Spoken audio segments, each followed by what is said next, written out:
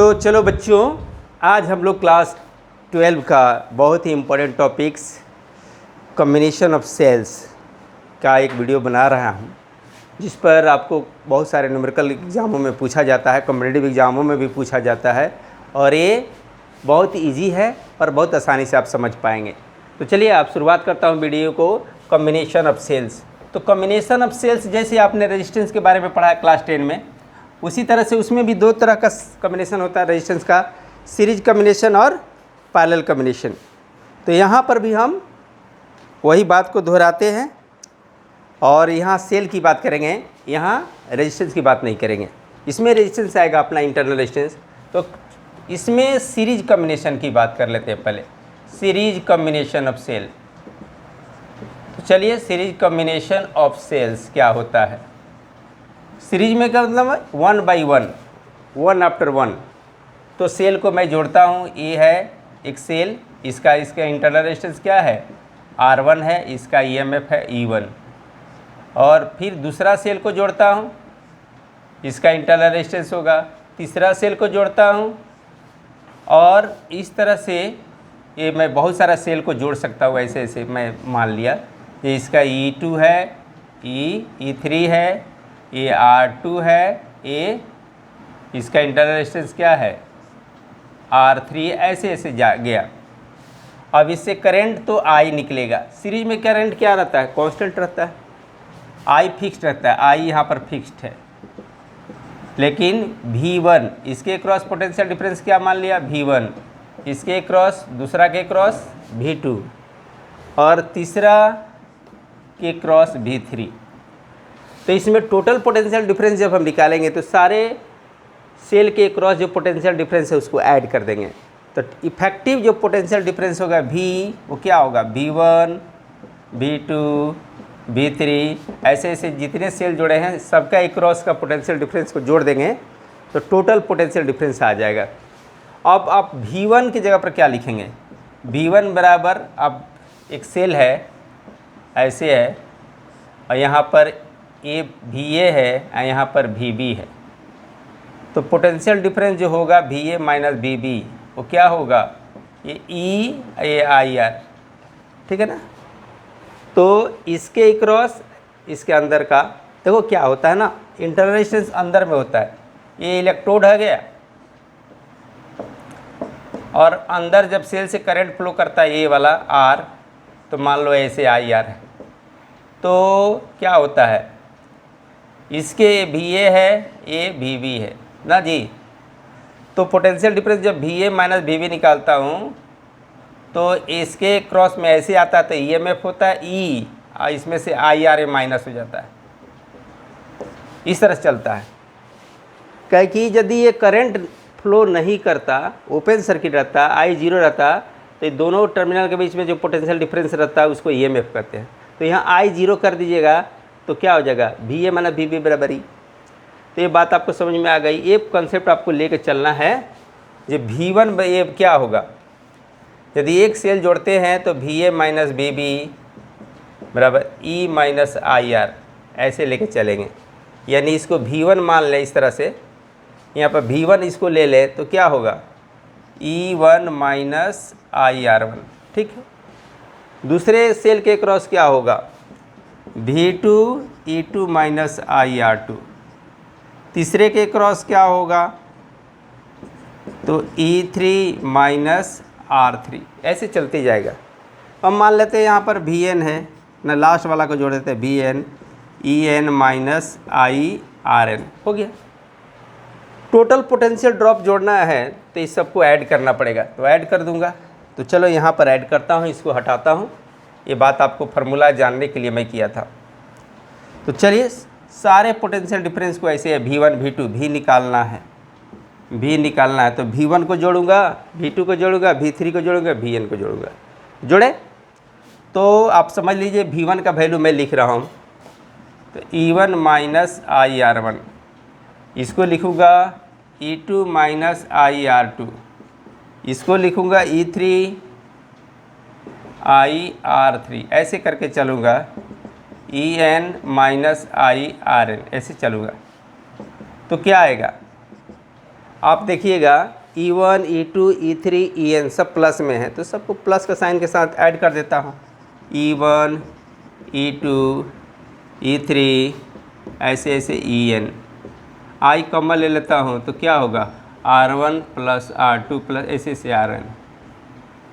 अब मान लीजिए जो बहुत सारे सेल को आप जोड़े हो, अब उसको रिप्लेस करके यदि हम इसके इक्विवेलेंट एक ऐसा ही सेल जोड़ दें जो सेम करंट फ्लो कराए और जिसका इंटरनल रेजिस्टेंस क्या हो, E इफेक्टिव लिख देता हूँ और यहाँ पर R इफेक्टिव, मैंने इसका अपना रेजिस्टेंस है, इसका अपना EMF है, मैंने एक सर्किट में जोड़ते हैं एक्सटर्नल सर्किट में तो सेम करंट फ्लो करा रहा है, तो उस हालत में और उसी दो फाइनल पॉइंट के बीच में यदि हम इसको भी कनेक्ट करता हूँ, इसको हटा दिया, एक नया सेल जोड़ दिया, एक ही सिंगल सेल जोड़ दिया, तो उसका क्या होगा, तो इसको लिखेंगे V equal to E effective minus I R effective. Equation 2 हो गया और इक्वेशन 1 हो गया। अब now comparing equation 1 and 2, easily you can find what will be effective EMF and what will be effective internal resistance। तो आगे बढ़े।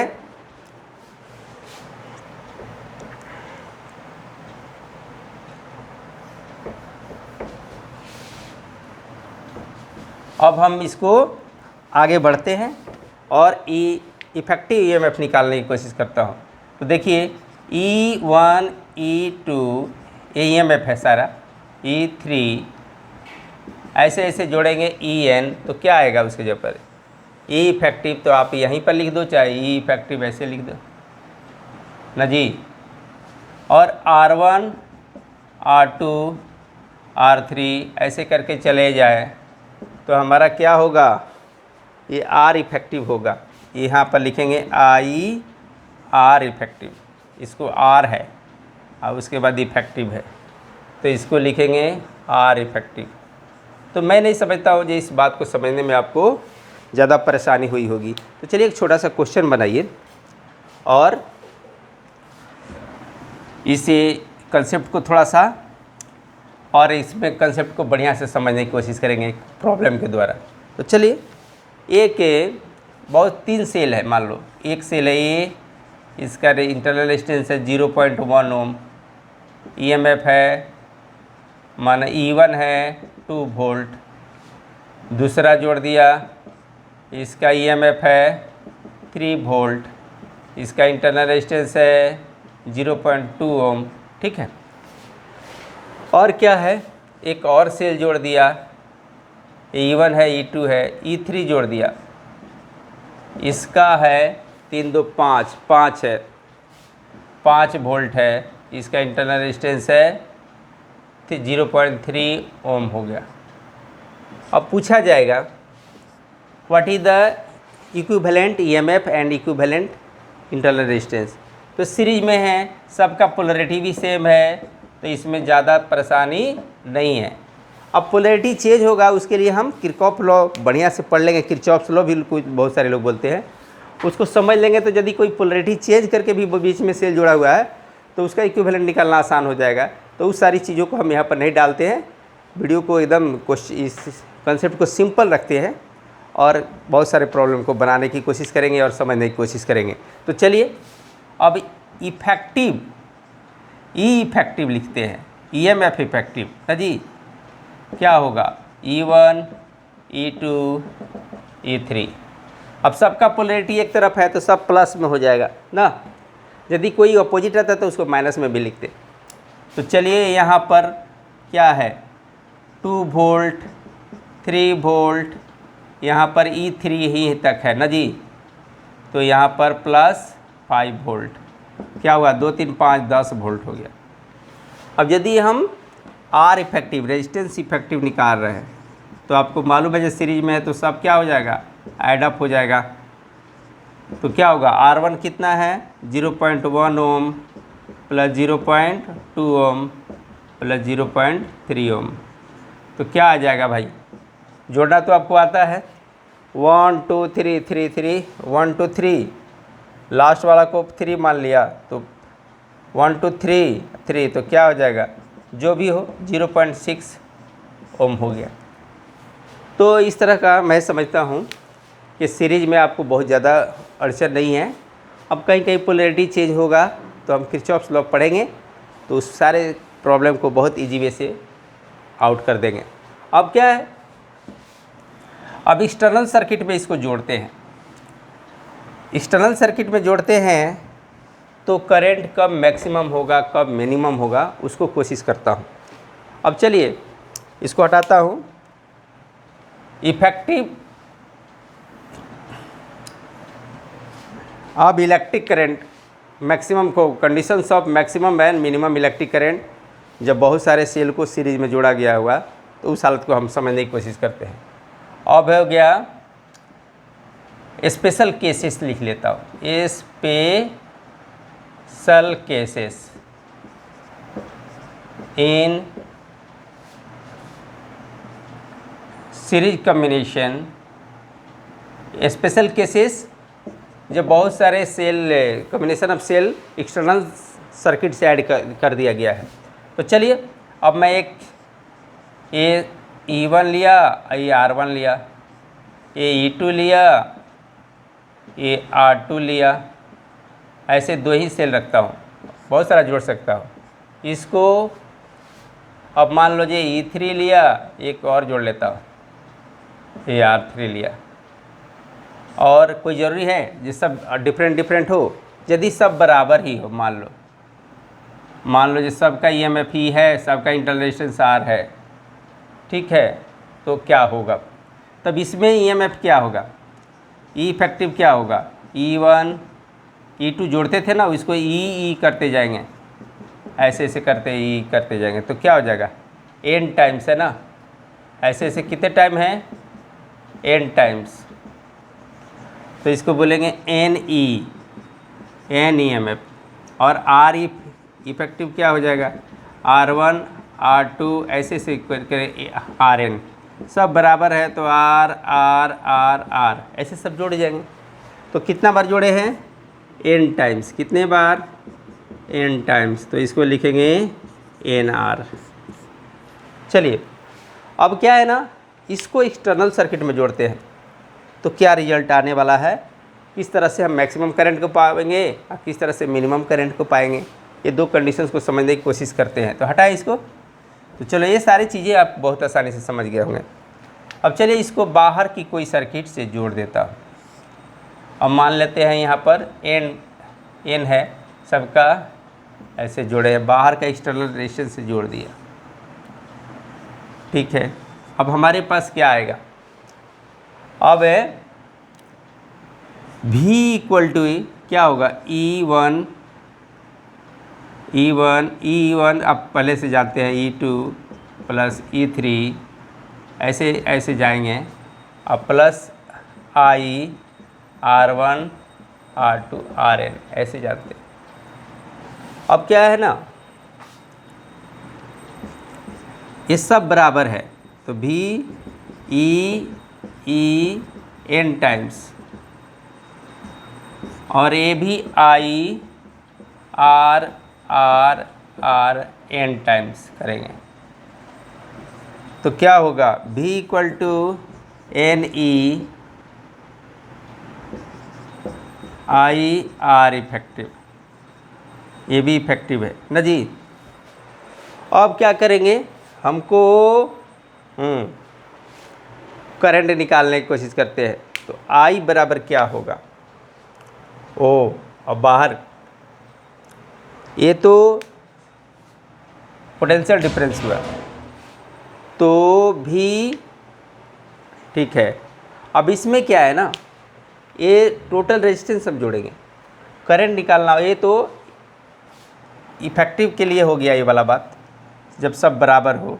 अब हम देखते हैं ना, जिसमें एक्सटर्नल सर्किट से जोड़ दिए हैं तो I बराबर क्या होगा, I बराबर जब एक्सटर्नल सर्किट से हम जोड़ दिए इसको, जिसमें रेजिस्टेंस R है, तो हमारा टोटल रेजिस्टेंस क्या हो जाएगा, टोटल रेजिस्टेंस क्या हो जाएगा NR प्लस R हो जाएगा, सब सीरीज में है। टोटल EMF क्या हो जाएगा टोटल रेजिस्टेंस क्या हो जाएगा, टोटल ईएमएफ पर लिखा देता हूँ आपको, होगा E1 E2 ऐसे En सब बराबर है तो E ऐसे n टाइम्स यानी Ne हो गया। अब क्या करेंगे, टोटल रेजिस्टेंस क्या हो गया, तो पहले से हमारे पास था R प्लस NR था, R1 R तो NR small r plus R। अब हम I बराबर क्या जानते हैं, I बराबर जानते हैं जो टोटल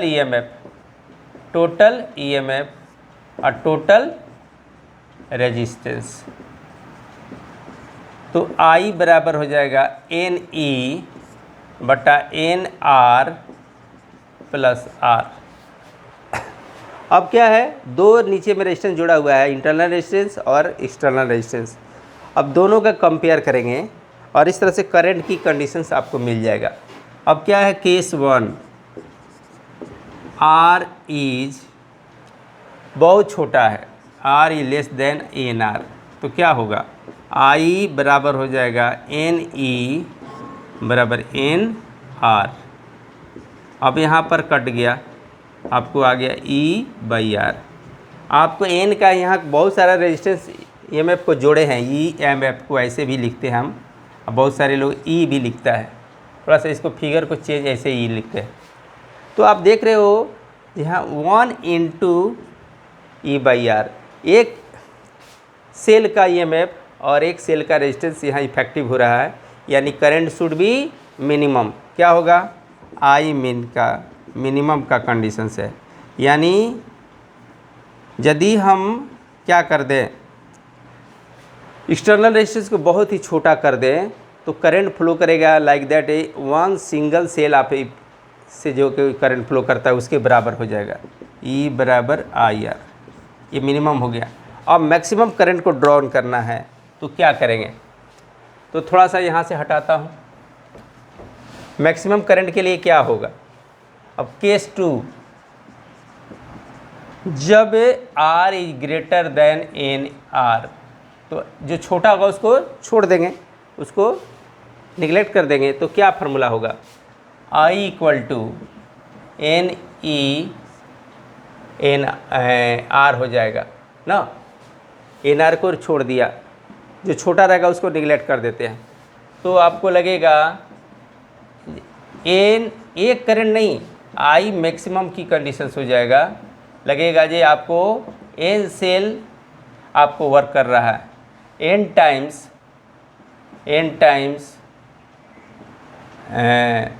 EMF है, electric current flow through the due to electric flow, N times EMF of क्या बोलेंगे, N टाइम्स N मैंने कहने का मतलब क्या हुआ, एक सेल का से जो करंट फ्लो करता के चलते जो फ्लो करता उसका N टाइम्स गुना करंट ज़्यादा होगा, तो that will be conditions of maximum current.